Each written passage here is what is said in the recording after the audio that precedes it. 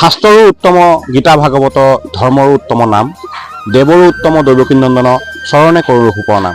হয়, আমি আজি উপস্থিত হৈছোঁহি মেৰাপানী একেবাৰে ভিতৰুৱা অঞ্চল বৰডুবি।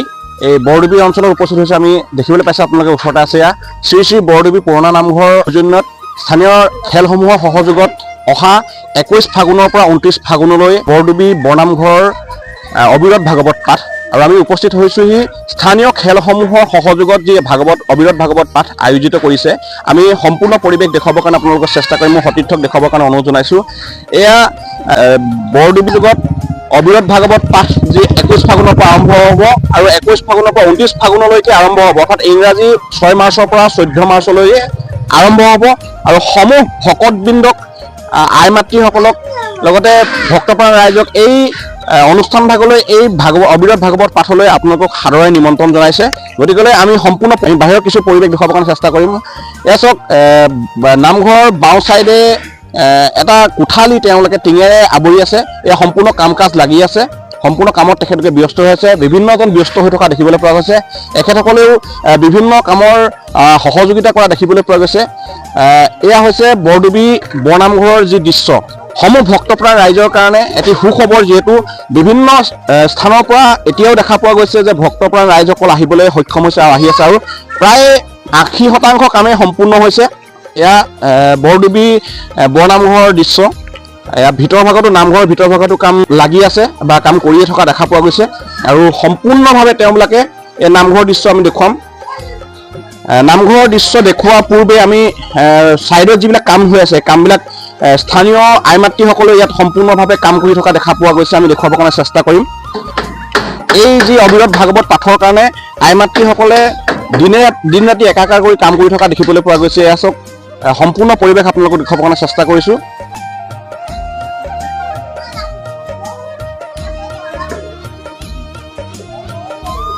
তেওঁলোকে দিনৰ কামো ৰাতিপুৱাৰ ভাগতে ঘৰৰ কাম কৰি বাকী সময়ছোৱা নামঘৰৰ কাম কৰিবৰ কাৰণে অহা আমি জানিব পাৰিছোঁ যিহেতু। গতিকেলৈ এনেধৰণে তেওঁবিলাকে আই মাতৃসকলে এই কাম কৰি থকা আমি পৰিলক্ষিত হৈছে আৰু দেখিছোঁ যে। গতিকেলৈ এয়া হৈছে আহিব লগা যি অবিৰত ভাগৱত পাঠৰ কামৰ দৃশ্য।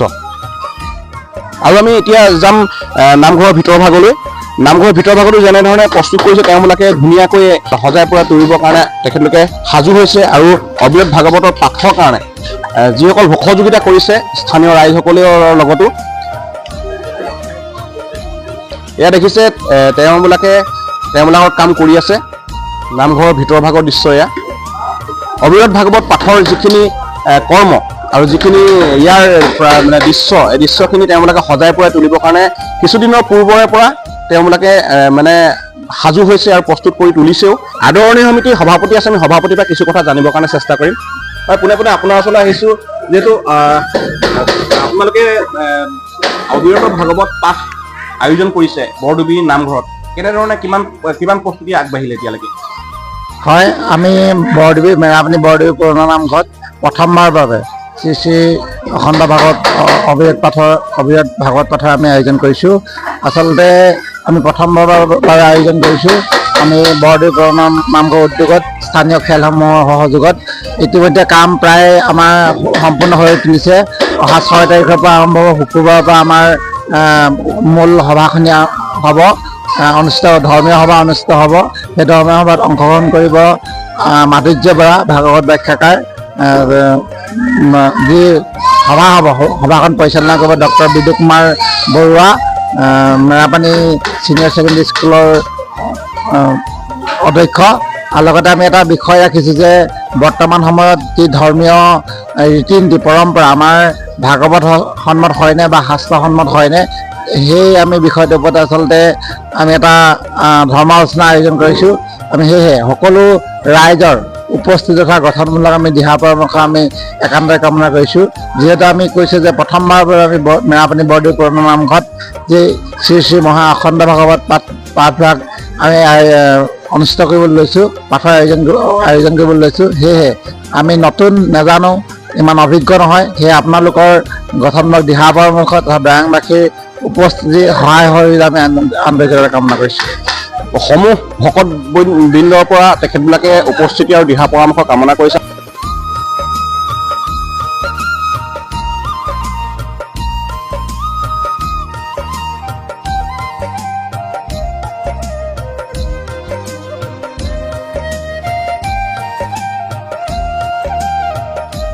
লৈ গৈ আছে অবিৰত ভাগৱত পাঠ। আমি এই অবিৰত ভাগৱত পাঠৰ যিখন কমিটি আছে, কমিটিখনৰ এজন সম্পাদক আছে, সম্পাদকৰ পৰা আমি কিছু কথা জানিব কাৰণে, যিহেতু অবিৰত ভাগৱত পাঠ যিহেতু আপোনালোকে আয়োজন কৰিছে অহা 6 তাৰিখৰ পৰা, মানে মাৰ্চৰ 6 তাৰিখৰ পৰা, গতিকেলৈ আপোনালোকৰ পৰা জানিব বিচাৰিম কেনেধৰণে প্ৰস্তুতি আৰু কিমান দূৰ আগবাঢ়িছে কাম কাজ। হয়, আমি 6 মাৰ্চৰ পৰা অসমীয়া ফাগুনৰ 21 ফাগুনৰ পৰা আমি 7 দিনীয়া কাৰ্যসূচীৰে শ্ৰীমদ ভাগৱত ভাগী অবিৰতভাৱে পাঠ কৰিবলৈ লোৱা হৈছে।